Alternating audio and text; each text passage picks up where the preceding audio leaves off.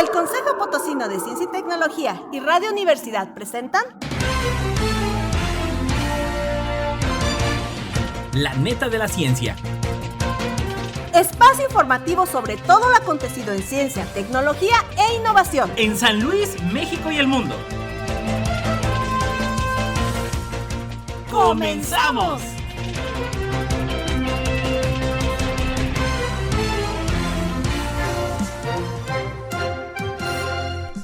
¿Qué tal? ¿Cómo le van? Bienvenidos a La Neta de la Ciencia. Bueno, ya entrados en el mes de agosto y bueno, el año 2023 va corriendo. Ya lo sabes, sigan nuestra transmisión a través de Twitter, Instagram y YouTube en @Coposit y en Facebook como Consejo Potosino de Ciencia y Tecnología. Como siempre, agradeciendo que nos permitan llegar a través de los distintos dispositivos móviles y bueno, a través de la radio en el 88.5 de FM, 1190 de AM y en La Neta de la Ciencia a través del Spotify de Radio y Televisión Universitaria. Vámonos con los titulares. Titulares.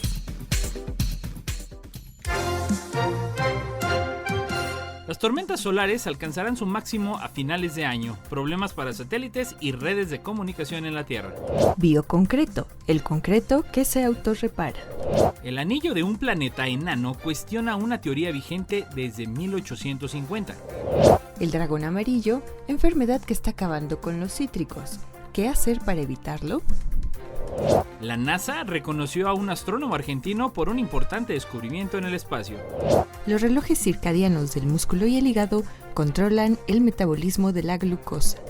La tecnología espacial brinda nuevas oportunidades a los pequeños productores de alimentos. Pfizer abandona el desarrollo de una píldora experimental contra la obesidad y la diabetes. El Ejército del Aire constituirá el mando espacial después del verano. Crean el primer microlaboratorio que viene a revolucionar el diagnóstico por ADN. La NASA excavará en la Luna en 2032. Una nueva herramienta para diagnosticar el cáncer combina detalles estructurales con información molecular del tumor. Francia, Alemania y Japón firman acuerdo para enviar un vehículo lunar marciano. Universidades crean red para alcanzar los objetivos de desarrollo sustentable de la ONU. Lego hace equipo con la NASA para crear sets de rover Perseverance y el helicóptero Ingenuity.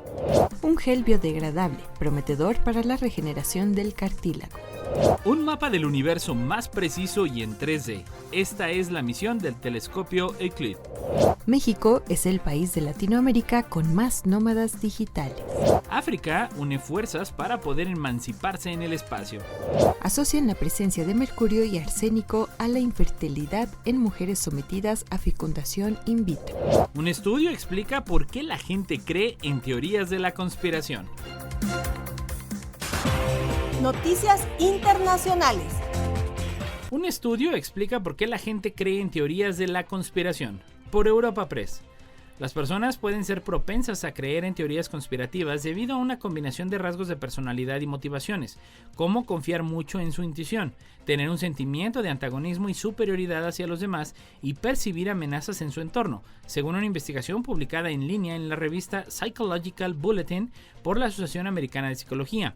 Según la autora principal, Shauna Bowes, estudiante de doctorado en psicología clínica de la Universidad de Emory en Estados Unidos, los resultados del estudio ofrecen una imagen matizada de lo que mueve a los teóricos de la conspiración. Para ello, los investigadores analizaron datos de 170 estudios con más de 158,000 participantes, principalmente de Estados Unidos, Reino Unido y Polonia. Se centraron en los estudios que medían las motivaciones de los participantes o los rasgos de personalidad asociados al pensamiento conspirativo. Descubrieron que, en general, las personas estaban motivadas para creer en las teorías conspirativas por la necesidad de comprender y sentirse seguras en su entorno, y por la necesidad de sentir que la comunidad con la que se identifican es superior a la de los demás. Las tormentas solares alcanzarán su máximo a finales de año. Problemas para satélites y redes de comunicación en la Tierra. Por Computer Hoy. El ciclo solar de 11 años está acortándose de manera inusual. Podría traducirse en tormentas solares que afectarán los satélites en órbita y red de comunicaciones en la Tierra a final del año. La actividad solar podría alcanzar su máximo 2 años antes de lo previsto, lo que plantea preocupaciones sobre posibles apagones de radio a finales de este año. Según los expertos, el Sol está experimentando un aumento inesperado en su actividad, lo que se traduciría en tormentas solares que podrían afectar a satélites y redes eléctricas y de comunicación. Lo sorprendente es la rapidez con la que alcanzará su máximo nivel de actividad.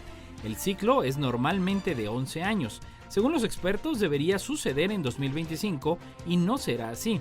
El comportamiento reciente del Sol sugiere que este máximo llegará antes de lo esperado, posiblemente a finales de este año, según recoge Life Science.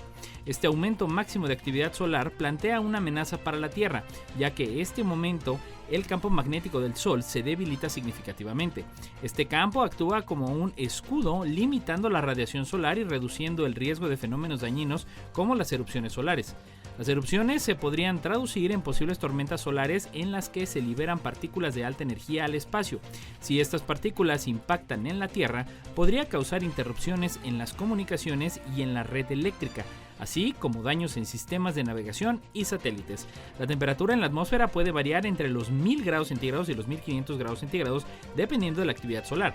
Actualmente la temperatura de esta capa ha alcanzado récords según datos de Meteorred, a causa de las propias tormentas solares. La Agencia Espacial Estadounidense mide la temperatura de la atmósfera a través de la radiación concentrada en ella y evalúa el índice climático de termósfera, el TCI. Desde marzo, el TCI ha mostrado valores más altos de lo habitual. Aunque las altas temperaturas en la termósfera no representan un peligro directo para la vida en la Tierra, podrían tener consecuencias en la tecnología, especialmente en los satélites en órbita terrestre. La expansión de la termósfera debido al calentamiento puede afectar la resistencia aerodinámica de los satélites, aumentando el riesgo de colisiones o alterando sus órbitas. En esta neta de arquitectura, la Universidad Tecnológica de Delft, en los Países Bajos, trabaja en un cemento experimental que al mezclarse con una bacteria, una simbiosis, ayuda a la reparación de las fisuras propias del concreto. Los expertos que llevan a cabo este experimento son Erik Schlang, experto en concreto, y el microbiólogo Henk Jonkers. Una característica del concreto común es que al paso del tiempo aparecerán en su superficie microgrietas. El nuevo tipo de concreto creado por estos puede repararse a sí mismo al cerrar las microgrietas y por lo tanto protegerse del ingreso de gases y líquidos nocivos que pueden afectar su durabilidad. Los agentes de curación de base biológica han mostrado resultados prometedores con respecto al rendimiento de sellado de grietas. Las microgrietas son una parte del proceso de endurecimiento y no causan directamente la pérdida de fuerza.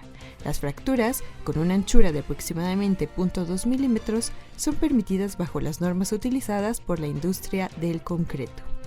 Esta nueva forma de concreto utiliza microfibras en lugar de bits más gruesos de arena y grava que se utiliza en la mezcla del cemento tradicional. Las fibras permiten que el compuesto final se doble con una fracturación mínimo y si se produce la fractura, las grietas tienden a ser menos de 50 micras de ancho. Cuando se forman estas pequeñas grietas, el concreto fraguado absorbe la humedad del aire. Cuando se hace esto, el concreto en la grieta se vuelve más suave y finalmente crece hasta que la grieta se rellena. Al mismo tiempo, los iones de calcio dentro de la grieta absorben la humedad junto con el dióxido de carbono en el aire. Esta reacción forma un material de carbonato de calcio que es similar al material que se encuentra en las conchas marinas. Este rebrote y solidificación de carbonato de calcio renuevan la resistencia del concreto agrietado. Los investigadores señalan que con el tiempo, el agua junto con productos químicos agresivos en ella se introducen en estas grietas y corroen el concreto, por lo que se deben producir el agente de autosanación en grandes cantidades y que están empezando a hacer pruebas al aire libre, mirando diferentes construcciones en diferentes tipos de concreto para ver si este concepto realmente funciona en la práctica. El principal reto es garantizar que el agente de curación sea lo suficientemente resistente para sobrevivir al proceso de mezcla. Pero para ello, dice el Dr. Jonkers, tenemos que aplicar un revestimiento a las partículas, lo cual es muy caro. Pues bueno, al respecto de esta neta, vamos con el comentario de la doctora Guadalupe Salazar González, investigadora de la Facultad del Hábitat de la Universidad Autónoma de San Luis Potosí. Desde finales del siglo XX, el concreto común ha tenido varias innovaciones, como son los concretos reforzados con fibra de vidrio, el autocompactable que se cuela en un molde en un solo lugar y fluye hasta 30 metros o más sin segregación, o los concretos celulares que se aligeran con aire, y fibras naturales, innovaciones que lo hacen flexible, transparente, ligero, expandible, se colorea y hasta se autorrepara. Aquí hablaremos de este último. Al concreto común suele aparecerle microgrietas con el tiempo. Para evitar esto se ha creado el bioconcreto, el cual es un material experimental que, al aparecer microgrietas, se autorrepara protegiéndolo de la entrada de gases o líquidos que corren. De este modo se alarga su vida útil. El bioconcreto lo desarrolló la Universidad de Delft por el experto en concreto Erik Schlang y el biólogo Hein Jonkers, quienes mezclaron cepas de la bacteria Bacillus pseudofirmus al cemento experimental con microfibras, arena y grava gruesas, agua y lactato de calcio, que es lo que las bacterias consumen. Por las microfibras, el concreto y los iones de calcio de la grieta absorben la humedad y el dióxido de carbono del aire, cuya reacción forma un carbonato de calcio o calcita, y así el concreto se vuelve suave, en cierto modo crece y se sella dichas grietas, recuperando la resistencia. Actualmente, con muchas expectativas, está a prueba para evaluar su comportamiento en condiciones reales. Esperemos que esto funcione para mejorar la condición y la dureza, la vida útil de los edificios. El anillo de un planeta enano cuestiona una teoría vigente desde 1850, por el ideal. Tal como nos enseñaron en el colegio, los planetas pueden tener anillos, es decir, discos que contienen muchos pequeños trozos de hielo y otros materiales que están en órbita alrededor de un objeto más grande. Hasta hace una década, estos planetas gigantes eran los únicos conocidos con anillos a su alrededor, pero más recientemente se observaron estos mismos discos alrededor de algunos cuerpos no planetarios en el sistema solar exterior, como Chariklo y Haumea. En días pasados, un nuevo objeto anillado llamado Quasar, que se encuentra más allá de la órbita de Neptuno, se ha sumado a la lista. La diferencia es que su anillo se ubica más allá del límite de Roche, algo que no se había visto nunca. El hallazgo ha sido realizado por un equipo de investigadores internacional en el que han participado científicos del Instituto de Astrofísica de Andalucía y se ha publicado en la revista Nature. El límite de Roche es una teoría desarrollada por Edouard Roche alrededor de 1850 que marca la proximidad máxima a la que pueden estar dos cuerpos con gravedad para que uno no desintegre al otro. Por ejemplo, el límite de Roche entre la Tierra y la Luna es de 9.500 kilómetros, o lo que es lo mismo, si la Luna se acercase a menos de 9.500 kilómetros de la Tierra, la gravedad de nuestro planeta se despedazaría y se convertiría en un anillo de fragmentos que se quedaría girando alrededor del Sol. Esta misma teoría se aplica a estrellas, planetas, satélites y asteroides. Por el contrario, fuera del límite de Roche se espera que las partículas se agreguen y se forme un satélite en poco tiempo. Hasta ahora, al menos, eso es lo que siempre se ha observado. Los planetas anillados que se conocían tenían sus anillos dentro del límite de Roche. En cambio, el objeto transneptuniano Quasar, hallado en este nuevo estudio, que tiene aproximadamente la mitad del tamaño de Plutón, presenta un anillo que está a 4.100 kilómetros de su centro, mientras que su límite de Roche, también medido desde su centro, es de 1.780 kilómetros. Es decir, el anillo ocupa una órbita donde debería haberse formado una luna, lo que desafiaría la teoría de 1850. Este anillo es demasiado pequeño y angosto para ser detectado directamente, incluso con grandes telescopios como el James Webb. Por eso los autores usaron múltiples telescopios. Cuando por primera vez vimos la posible existencia de un anillo fuera del límite de Roche en los excelentes datos obtenidos con el Gran Telescopio de Canarias, nos dimos cuenta de que podríamos tardar bastantes años en probar de forma contundente esta circunstancia, pero finalmente lo conseguimos en pocos años gracias al esfuerzo internacional, destaca José Luis Ortiz, investigador de la IASCI, que participa en el trabajo. Y bueno, un problema presente con los cítricos aquí en el estado como en otros lugares es la plaga conocida como dragón amarillo. ¿Qué hacer para evitarlo? México es considerado el cuarto productor de cítricos en el mundo y su producción y comercialización genera un número importante de empleos e ingresos en el país. Tan solo el estado de San Luis Potosí cuenta con una superficie de 35.119 hectáreas dedicada a la citricultura, con una producción anual de 1.228.982 toneladas y un valor de producción superior al billón de pesos. San Luis Potosí cuenta con una infraestructura de 18 centros de acopio, 2 seleccionadoras, una juguera y un vivero certificado. Sin embargo, desde hace algunos años, toda la cadena citrícola se ve afectada por los estragos de la enfermedad Huanglong-Bing, o dragón amarillo de los cítricos, causada por una bacteria que llega al interior de la planta y es de difícil control. Su género es Candidatus liberibacter y hay 4 especies conocidas que afectan a los cítricos: Americanus, Africanus, Caribeanus y Asiaticus, siendo esta última la mayormente distribuida en el mundo y la que se encuentra en México. Los cítricos infectados por el dragón amarillo pueden tardar un tiempo en mostrar síntomas y además los síntomas iniciales son difíciles de reconocer debido a que son muy leves y fáciles de confundir con los causados por otras condiciones como la falta de nutrientes. Los síntomas notables van desde puntos amarillos, manchas angulares, acorchamiento, venas engrosadas y de color amarillo, moteados y manchas amarillas difusas hasta que el amarillamiento es total en la hoja y ocurre su caída. Los frutos muestran colores anormales, maduración irregular, deformidad, sabor amargo y semillas abortadas, y con frecuencia caen prematuramente. El árbol afectado en general tiene muy limitada la entrada y el transporte de nutrientes, lo cual conlleva la pérdida de las hojas de la copa y el desarrollo de raíces fibrosas. Estos hechos finalmente conducen a la muerte del árbol aproximadamente 10 años después de los primeros síntomas. Esta enfermedad es considerada como la más destructiva para los cítricos en el mundo, debido a una severidad de sus efectos sobre la productividad, a la rapidez con que se dispersa, a que afecta a todas las especies de cítricos y a que no existe todavía un tratamiento efectivo contra ella. Una de las principales estrategias para atacar la enfermedad es controlar el vector o chicharrita mediante control químico, biológico o con trampas de feromonas. Los insecticidas, abamectina o imidacloprides, aplicados al follaje, reducen significativamente la población de la etapa juvenil del insecto o ninfas en el cultivo.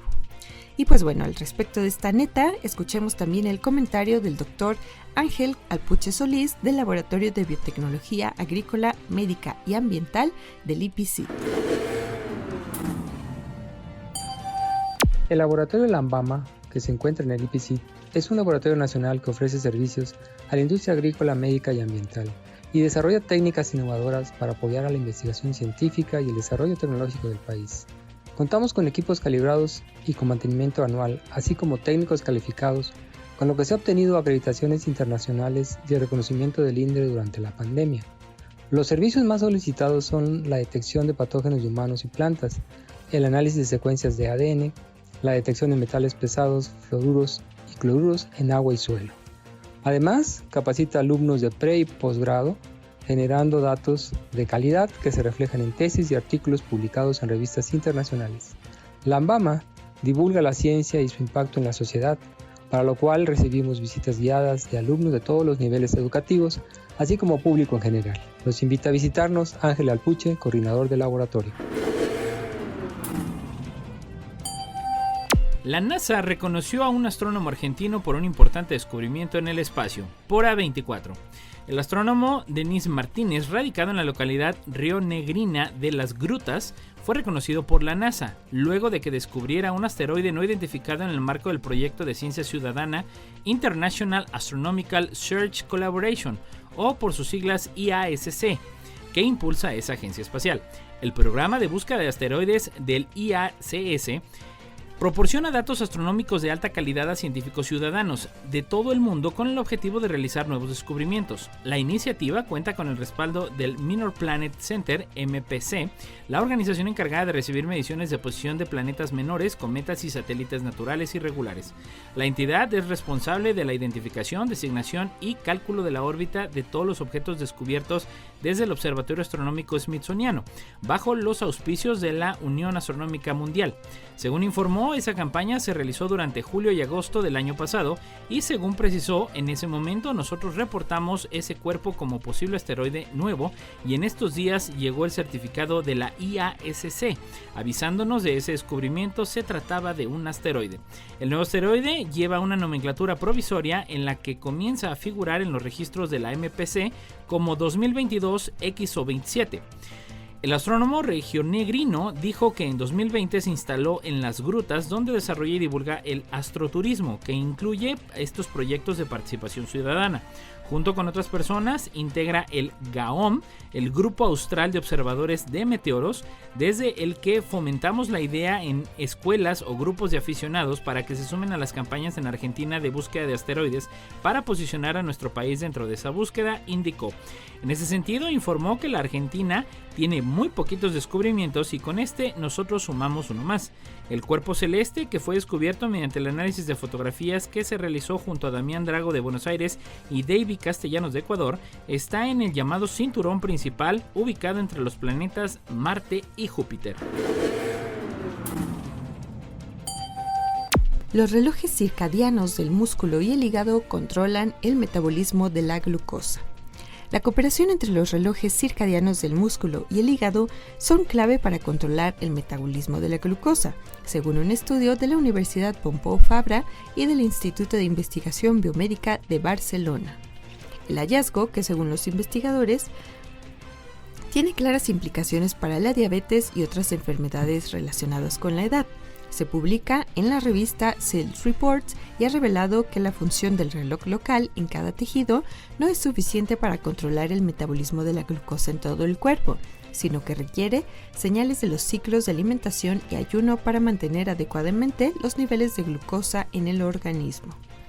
La investigadora de la Universidad Pura Muñoz Cánoves, autora principal del estudio, ha recordado que los relojes circadianos están presentes en prácticamente todas las células del cuerpo y que ajustan los procesos biológicos a un ciclo de 24 horas para sincronizar cambios físicos, mentales y de comportamiento.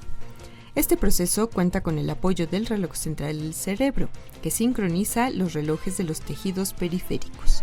El estudio, en el que también ha colaborado la Universidad de California, Irvine, ha demostrado que los relojes del hígado y el músculo pueden mantener el tiempo por sí mismos en ausencia del reloj central del cerebro, aunque la fuerza de los ritmos se reduce. También ha revelado que en estas condiciones se alteran los niveles de captación y procesamiento de glucosa. El también investigador de la Universidad Jacob Smith, que ha codirigido el estudio con Kevin Koronovsky, ha concretado que su estudio revela que es necesaria una red mínima de relojes para la tolerancia a la glucosa. El reloj central, que controla los ciclos diarios de alimentación, coopera con los relojes locales del hígado y el músculo, pero el siguiente paso es identificar los factores de señalización implicados en esta interacción. Los hallazgos se han logrado utilizando un modelo de ratón sin reloj desarrollado en el laboratorio de Salvador Asnas Benita en el instituto, en el que han restaurado solo el reloj del hígado, el del músculo esquelético o un reloj combinado de ambos órganos. La tecnología espacial brinda nuevas oportunidades a los pequeños productores de alimentos. Por Agencia Nova. La tecnología espacial brinda nuevas oportunidades a los pequeños productores de alimentos vulnerables gracias a la colaboración entre el FIDA y la Agencia Espacial Europea. Gracias al uso de datos y tecnologías espaciales de última generación, el Fondo Internacional de Desarrollo Agrícola, o FIDA, y la Agencia Espacial Europea, la ESA, estrecharán su colaboración con el objetivo de ayudar a los pequeños productores de alimentos vulnerables a desarrollar su capacidad para cultivar alimentos y adaptarse al cambio climático. La ampliación de esta asociación permitirá incorporar datos y conocimientos especializados de gran calidad que obtiene la ESA por medio de sistemas de teledetección en el diseño de los programas y proyectos agrícolas del FIDA. Así se podrá perfeccionar la focalización geográfica y hacer un seguimiento de los recursos naturales como las praderas, los bosques, el agua y el suelo, que son esencialmente para los medios de vida de los pequeños agricultores y pastores. La teledetección suele emplearse para estudiar a distancia todo tipo de objetos o fenómenos como, por ejemplo, la evolución de la cobertura del suelo. A través de diversos sensores e instrumentos que habitualmente se instalan en satélites, aeronaves o drones, se recaban datos sobre la superficie terrestre. El FIDA y la ESA mantienen una asociación informal desde hace años que se remonta a la elaboración de un conjunto de mapas sobre la cobertura del suelo en Madagascar en 2010. Recientemente, ambas instituciones trabajaron juntas en la creación de mapas sobre la salud de las praderas de Kirguistán y la erosión de Lesoto, así como en la detección de zonas más vulnerables en los efectos del cambio climático en Tayikistán. Este año, la Agencia Espacial y el Fondo de las Naciones Unidas tienen previsto evaluar las rutas migratorias del ganado y los pastizales en el Sudán. A pesar del conflicto imperante, además de hacer un seguimiento de la forestación de Turquille y prestar apoyo al nuevo programa del FIDA en materia de agroecología. El FIDA está reforzado su asociación con Global Action, una asociación sin ánimo de lucro que aboga por una educación gratuita y de calidad en todo el mundo. El objetivo de esta colaboración radica en respaldar las innovaciones impulsadas por los jóvenes, así como desarrollar la capacidad de generar ideas e innovar entre este colectivo. Y bueno, nuestra siguiente neta desde Forbes, México, la farmacéutica estadounidense Pfizer anunció que dejará de desarrollar su píldora experimental contra la obesidad y la diabetes, denominada lotiglipron, debido a las enzimas hepáticas elevadas en pacientes que tomaron el medicamento. Esas enzimas elevadas a menudo pueden producir daños en el hígado. No obstante, el gigante farmacéutico dijo que ningún paciente experimentó síntomas o efectos secundarios relacionados con el hígado. No hubo evidencia de insuficiencia hepática y ninguno necesitó tratamiento. Tras el anuncio, las acciones de Pfizer caían casi un 5% una hora después de la apertura de Wall Street. Pfizer, con sede en Nueva York, dijo que en su lugar se centrará en su otro fármaco oral para la obesidad, el danuglipron, que se encuentra en ensayo clínico. Un estudio indicó que el peso corporal se redujo después de que los pacientes con diabetes tipo 2 tomaran versiones de danuglipron en dosis altas 2 veces al día durante 16 semanas, según los resultados publicados por Pfizer, y que los eventos adversos más comunes fueron náuseas, vómitos y diarrea. Este año ha crecido la popularidad de este tipo de medicamentos contra la diabetes para perder peso. La píldora de obesidad experimental de dosis alta de la farmacéutica danesa Novo Nordisk ayudó a los adultos obesos o con sobrepeso a perder alrededor del 15% de su peso corporal, según los resultados de un nuevo ensayo clínico presentado este domingo. Por su parte, este fin de semana, unos investigadores presentaron datos indicando que la próxima interacción de Ozempic y Wegovy, hasta ahora medicamentos inyectables para la diabetes conocidos por su capacidad para inducir la pérdida de peso, podrían producirse en forma de píldora. El Ejército del Aire constituirá el mando espacial después del verano, por Infodefensa. El jefe del Estado Mayor del Aire, GEMA, General del Aire Javier Salto, dio a conocer en días pasados en la gala de entrega de los premios Ejército del Aire y del Espacio que el recién creado mando espacial echará a andar después del verano. El espacio precisamente vertebró la edición de estos galardones, la 19ª, celebrados en torno al lema Una mirada al espacio. El propio GEMA recordó en su discurso que hace justo un año el Ejército del Aire cambió su denominación oficial para incluir el conocido como cuarto dominio de las operaciones militares. El general Salto, en el cargo ya desde hace más de 5 años, destacó que el Ejército del Aire afronta el reto del espacio con ilusión y profesionalidad, y recordó la importancia de este dominio transversal a todos los demás y multiplicador de las operaciones, no solo en el ámbito civil, sino también en la vida privada de los ciudadanos y en el desarrollo de nuestro país.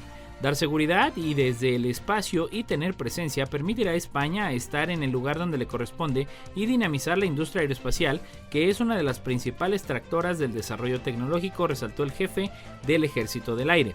Salto también hizo hincapié en el papel clave del espacio en la guerra en Ucrania en distintas áreas como las comunicaciones, el mando y control, la alerta temprana o la vigilancia, reconocimiento e inteligencia.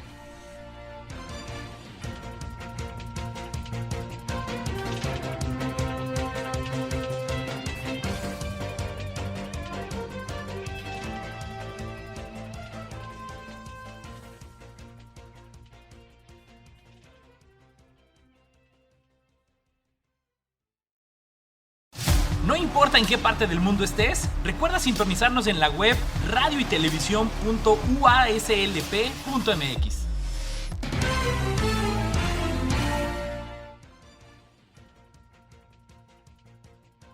La NASA excavará en la Luna en 2032. Por El Economista. La NASA anunció que está buscando recursos en la Luna que inicialmente incluyen oxígeno y agua, que también podrían comprender hierro y tierras raras. Ante esta situación, confirmó que ya se están tomando medidas para excavar suelo lunar en 2032, lo que reconfirmó la intención de la NASA de que astronautas regresen a la Luna.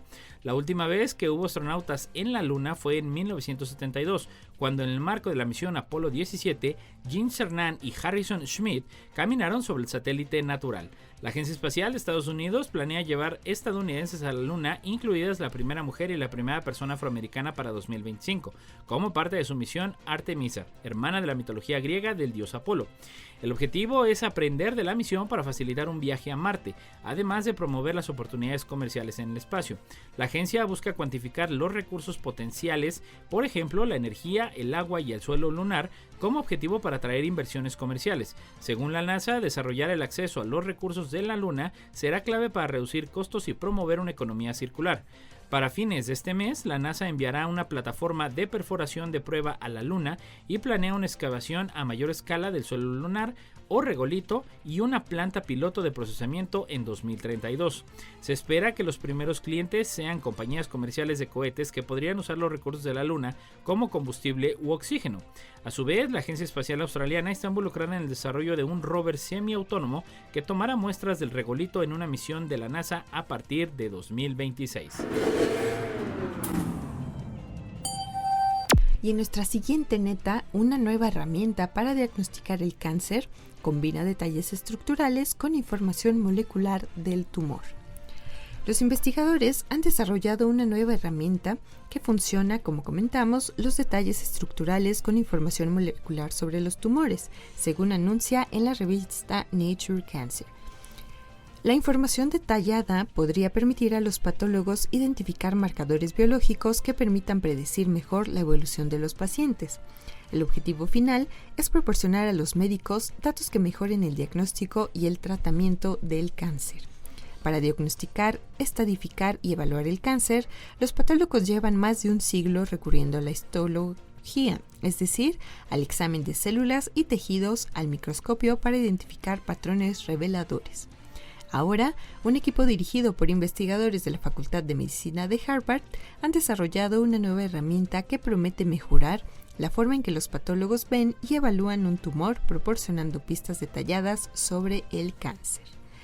La herramienta, denominada Orión, combina la información histológica con la molecular y ofrece una visión más profunda del tipo de tumor, su comportamiento y su probable respuesta al tratamiento. Orión consiste en una potente plataforma de imagen digital que integra la información obtenida mediante la histología tradicional con los detalles revelados por la imagen molecular de una muestra tumoral. Los investigadores utilizaron Orión para analizar muestras tumorales de más de 70 pacientes con cáncer colorectal. La herramienta proporciona información histológica y molecular complementaria sobre cada muestra tumoral e identificó marcadores biológicos o biomarcadores, que eran más frecuentes en pacientes con enfermedad grave. Estos biomarcadores consistían en combinaciones específicas de características tumorales, normalmente basadas en el número y las propiedades de las células inmunitarias y otras células que predecían la evolución de los pacientes con cáncer colorectal. Francia, Alemania y Japón firman acuerdos para enviar un vehículo lunar marciano, por futuro 360. Durante el Salón Internacional de Aeronáutica y el Espacio de París-Le Bourget, Las agencias espaciales de Alemania, Francia y Japón firmaron un acuerdo que permitirá la construcción y envío de un rover franco-alemán a bordo de la misión nipona Martin Moon Explorations, MMX, por sus siglas en inglés, para explorar una de las lunas de Marte. Estamos muy emocionados de colaborar con CNES y DLR como parte de la misión MMX, que se esfuerza por aclarar el origen de las lunas marcianas y el proceso evolutivo de la esfera marciana mediante la recolección de muestras de una de las 2 lunas de Marte, Phobos, para la primera vez en la historia del espacio, dijo el presidente de la Agencia Japonesa de Exploración Aeroespacial JAXA, por sus siglas en inglés, Hiroshi Yamakawa. Marcando una diferencia de todas las misiones espaciales que buscan explorar Marte, la misión MMX busca descubrir los orígenes de una de las lunas marcianas, Phobos. Si bien han existido misiones hacia Phobos y Deimos, ningún intento ha tenido éxito. Esta misión busca encontrar respuestas sobre Phobos, ya que hoy en día existen 2 teorías principales sobre su origen. Es un conglomerado de escombros sobrantes de la formación de Marte, capturado por el paso de los asteroides, y Phobos fue creada por un cuerpo masivo que chocó con Marte en los primeros días del sistema solar. La idea es que MMX sea lanzada a mediados de la década del 2020 y sobrevuele al exterior de Deimos y entre en órbita cuasisatélite, la QSOE por sus siglas en inglés, alrededor de Phobos. El llamado rover IDEFIX es construido por el Centro Espacial Alemán y la Agencia Espacial Francesa Centre National de las Ciencias Espaciales. IDEFIX pesa 25 kilos y posee ruedas diseñadas para excavar la superficie, lo que le permitirá rebotar en Phobos. Posee un sistema autónomo de navegación y funciona con energía solar. Las muestras que recolectará con su brazo robótico serán devueltas a la Tierra en un módulo de retorno espacial que llegará en julio de 2029.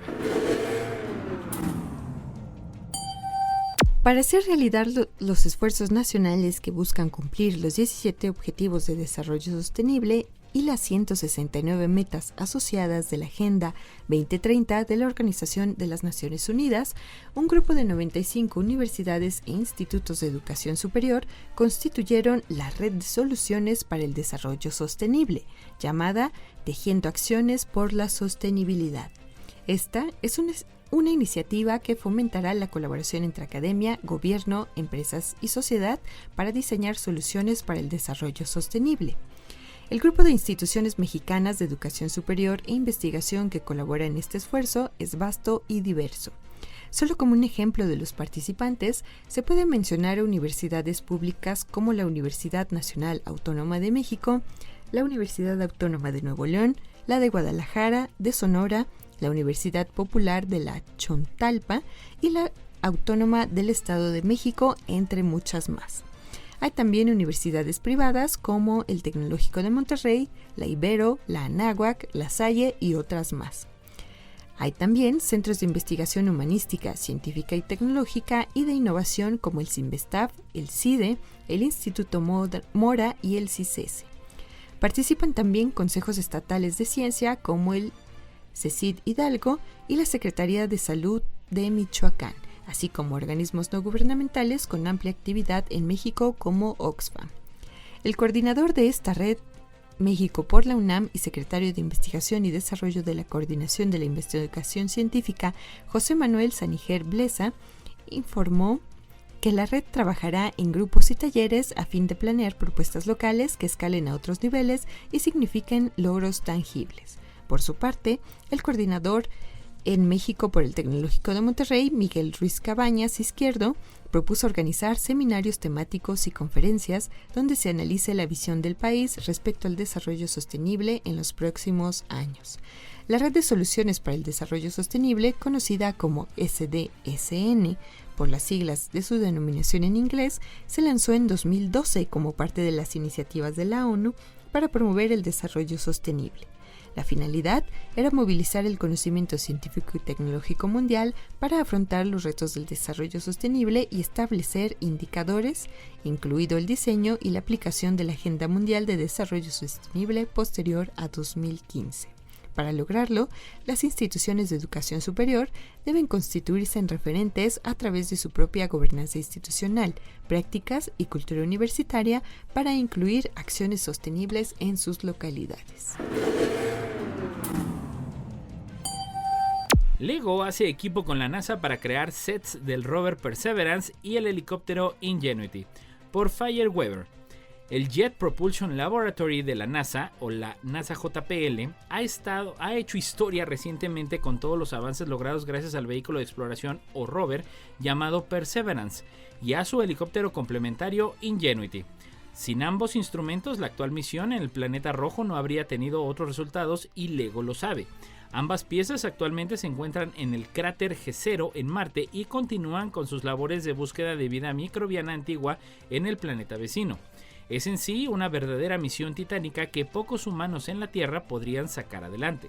Pero también algunos de esos mismos ingenieros han estado ocupados trabajando de la mano con diseñadores de la marca de juguete para chicos y grandes LEGO, ya que la compañía está por rendirle un genial tributo a ambos vehículos de exploración con nuevos modelos contribuibles en su línea de bloques LEGO Technic.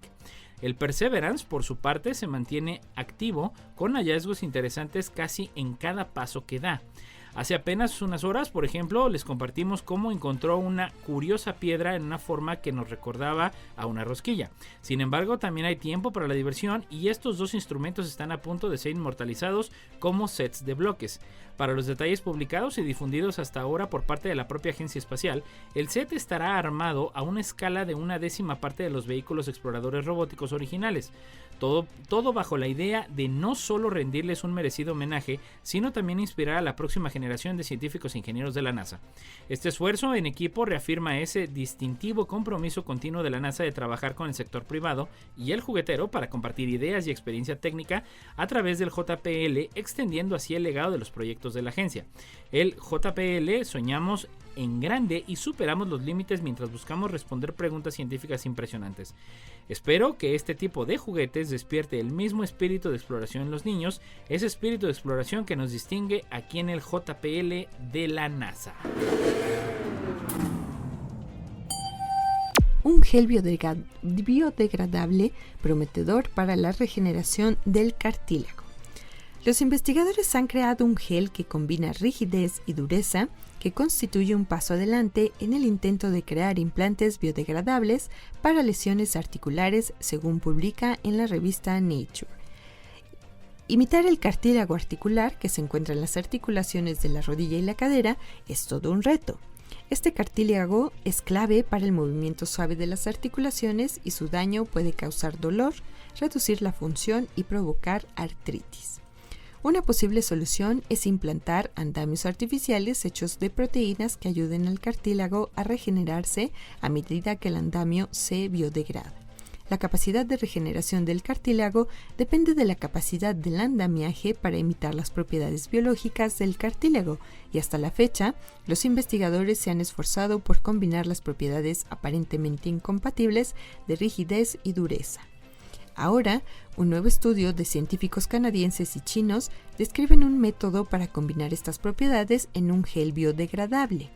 El cartílago es complicado, afirma el Dr. Hock Bin Lee, autor principal y profesor del Departamento de Química de la Universidad de Columbia Británica en Canadá. La reparación del cartílago articular representa un importante reto médico, porque naturalmente no se repara solo. Los implantes de cartílago biodegradables deben alcanzar un delicado equilibrio, ya que deben ser a la vez rígidos y resistentes como el cartílago real. Mecánicamente, cuando algo es rígido, se resiste a ser doblado o deformado, pero eso suele significar que es quebradizo. Cuando se dobla, se rompe como el cristal. Un mapa del universo más preciso y en 3D. Esta es la misión del telescopio Euclid, por el Confidencial. En días pasados, el telescopio espacial Euclid fue lanzado a partir de las 16:30 horas de la tarde desde Cabo Cañaveral en Florida. Aunque el lanzamiento se fue desde Estados Unidos, se trata de un proyecto liderado por la Agencia Espacial Europea, o ESA, en colaboración con Estados Unidos, Japón y Canadá. 14 países europeos participan en esta ambiciosa iniciativa, entre ellos España. Una de las antenas a las que se enviará diariamente sus datos el Euclid cuando esté en órbita se encuentra en Cebreros o Ávila, y una vez recogidos serán archivados en la sede de la ESA en Madrid. La misión del telescopio Euclid Tendrá una duración estimada de 6 años, durante los que se espera que observe más de 1.000 millones de galaxias a una distancia de hasta 10.000 millones de años luz. El objetivo es crear el mapa 3D más preciso y completo del universo que se haya realizado hasta ahora, lo cual nos ayudará a comprender mucho mejor el espacio y las galaxias que nos rodean, a contemplar con precisión numerosos rincones y sistemas que aún desconocemos y a entender mejor cómo se expande el universo. Si quieres vivir en directo el emocionante momento de lo que fue el lanzamiento, se tiene nada más que checar en el canal de YouTube de la Agencia Espacial Europea y de ahí revisar todo este gran fenómeno. El lanzamiento del Euclid se produjo utilizando un cohete Falcon 9 de SpaceX. En caso de que si hubiera habido algún error o problema, se tenía prevista una segunda oportunidad para el día siguiente. La tecnología de Euclid es muy avanzada y está preparada para analizar la forma, posición y movimiento de todas esas galaxias que va a observar.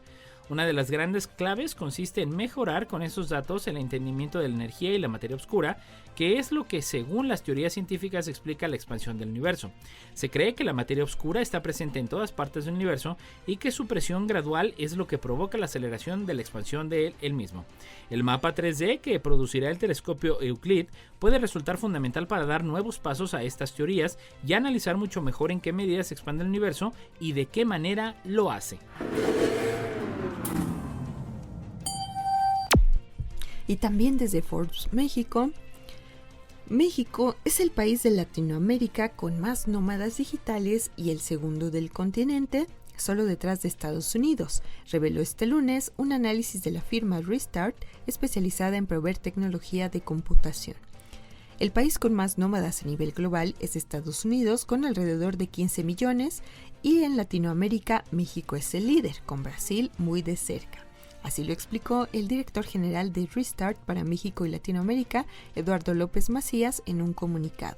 De hecho, precisó que desde la pandemia de COVID-19 se triplicó el número de nómadas digitales en el país, como se llama a quienes viajan a otra ciudad o país para hacer teletrabajo.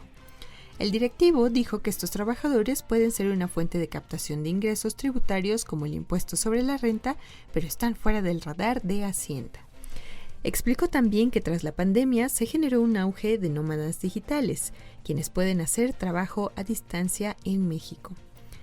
Una estimación de Restart, empresa de origen ucraniano con matriz en Alemania, que inició este año operaciones en México, indicó que puede haber más de 90,000 extranjeros radicando en México bajo el concepto de nómadas digitales, cuyo gasto podría superar los $1,000 millones.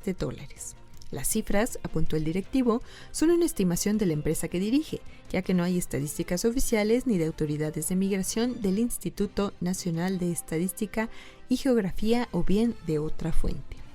Para calcular el creciente número de nómadas digitales, López Macías destacó que en la plataforma LinkedIn se registran en promedio unas 8,000 ofertas de trabajo remoto por semana, y muchas de estas vacantes se publican en inglés porque las empresas que las ofertan están en Estados Unidos.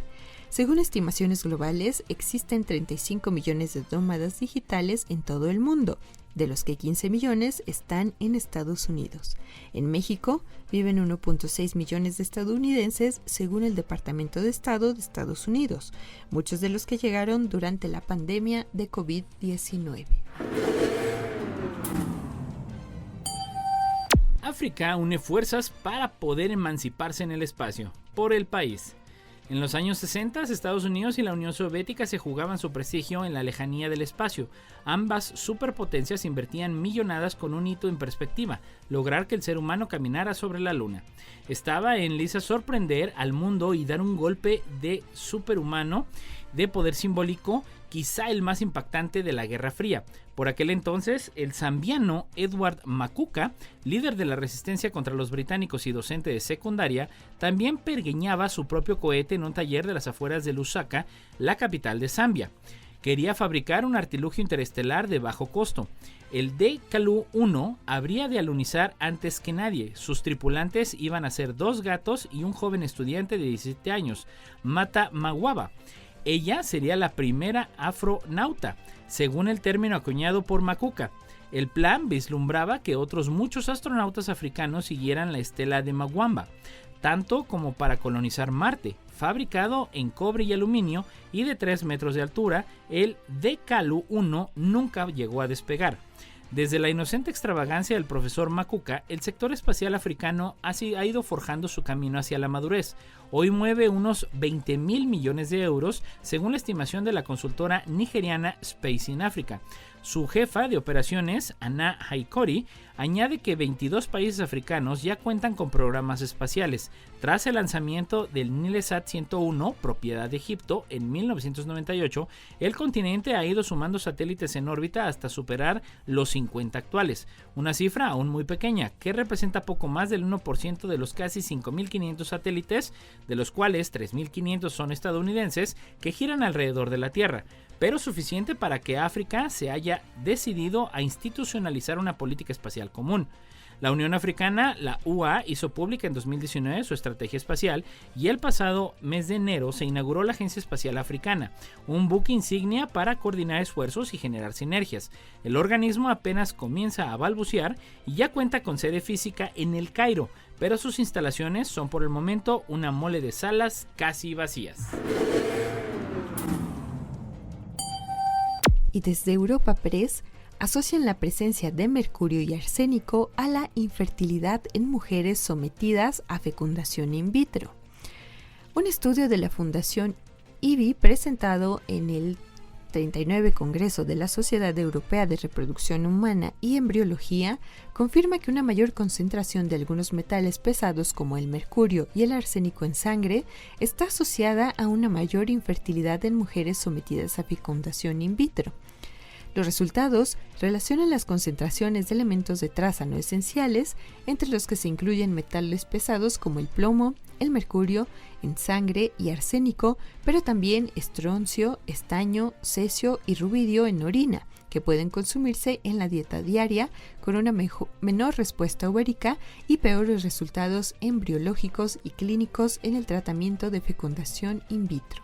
Además, mayores concentraciones de arsénico en la orina, obtenida el día de la transferencia embrionaria, se tradujeron notablemente en peores resultados clínicos del tratamiento de fecundación in vitro. Para llegar a esta conclusión, se analizó la presencia de estas trazas en líquido folicular, plasma y orina obtenidos el día de la punción ovárica, así como en la orina obtenida el día de la transferencia embrionaria. El telescopio Webb detecta por primera vez una molécula importante para crear otras más complejas. Por Europa Press. Un equipo internacional de científicos ha utilizado los datos recogidos por el telescopio espacial James Webb de la NASA, la ESA y la CSA para detectar por primera vez una molécula de carbono conocida como catión metileno o CH3+, localizada en el disco de formación planetaria protoplanetario que rodea a una estrella joven, según un estudio realizado por un equipo con participación española. El catión metileno es considerado especialmente importante al tener la propiedad de reaccionar con una amplia gama de moléculas e iniciar así el crecimiento de otras más complejas, y esta es la primera vez que se detecta desde que se teorizó sobre su papel vital en la química interestelar del carbono en los años 70.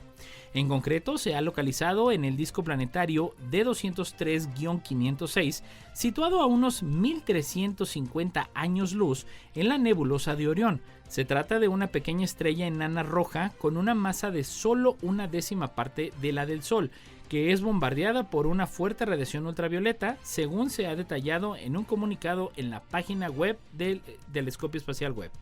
De este modo, el estudio predice que la presencia de CH3+ está relacionada con la radiación ultravioleta, que proporciona la fuente de energía necesaria para que se forme el CH3+. El periodo de radiación ultravioleta experimentado por ciertos discos parece tener un profundo impacto en su química, pues, por ejemplo, las observaciones del Webb de discos protoplanetarios impactó en su química y que no están sometidos a una intensa radiación ultravioleta procedente de una fuente cercana, muestran que una abundancia de agua en contraste con D203-506, donde el equipo no pudo detectar agua en absoluto. Y bueno, casi para despedirnos de las netas del día de hoy, una nueva técnica da lugar a estructuras que se asemejan a embriones humanos. un grupo de investigación creó una nueva técnica que da lugar a estructuras que se asemejan a estos embriones humanos en los días 9 a 14 tras la fecundación, los cuales no pueden desarrollarse a la fase fetal y que ofrecen oportunidades para estudiar etapas no exploradas del desarrollo humano.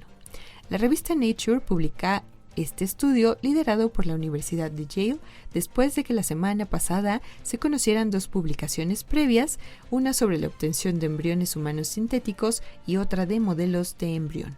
El estudio publicado indica que las células madre pluripotentes, es decir, que pueden convertirse en varios tipos de células o tejidos del cuerpo humano, pueden antagonizarse con estructuras tridimensionales que imitan los acontecimientos del desarrollo embrionario tras la implantación en el útero. La nueva técnica da lugar a estructuras que incluyen tejidos embrionarios y algunos extraembrionarios, que captan las interacciones tisulares durante el desarrollo temprano entre el epiblasto embrionario temprano, que es la capa de las células que da lugar a la generación de los tejidos, y el hipoblasto extraembrionario, una capa de células que genera el saco vitelino. Los investigadores precisan que al carecer de las células que intervienen en el desarrollo de la placenta, no pueden desarrollarse hacia la fase fetal. El equipo, encabezado por Monique Pedrosa de la Universidad de Yale, recuerda en su estudio que investigar el desarrollo humano es un importante reto científico debido a las limitaciones técnicas y éticas que supone trabajar con muestras embrionarias. La estrategia desarrollada por ellos constituye un método experimental sólido para investigar múltiples características críticas y específicas del desarrollo humano, escriben los autores. Esto fue